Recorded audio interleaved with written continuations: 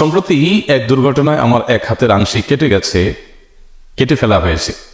Doctor ওই স্থানে পানি লাগাতে নিষেধ করেছেন। প্রশ্ন হচ্ছে, কাটা স্থান বাদ দিয়ে অজু করে নামাজ পড়লে নামাজ হবে কিনা।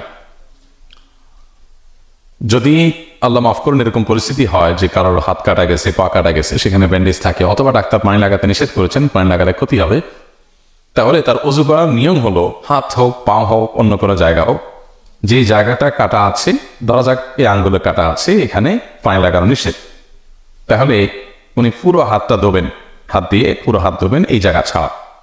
এখানে শুধু ভিজা হাত উপর দিয়ে আলতো করে এখানকে মুছে দিবেন, ব্যাস, এটাকে মাসা বলা হয়, এতে উজু হয়ে যাবে। একই কথা পায়ের ক্ষেত্রে প্রযোজ্য, অন্যান্য জায়গার ক্ষেত্রে প্রযোজ্য। যদি ধোয়া নিষেধ হয়, পায়ে লাগানো নিষেধ হয়, তাহলে পট্টি থাকুক আর পট্টি ছাড়া হোক, ব্যান্ডেজ থাকুক বা এমনি থাকুক, এটার উপর দিয়ে হাত বুলায় নেবে ভিজা হাত, যাতে করে ক্ষতি না হয়, পানি লেগে সেইভাবে সতর্কতার সাথে।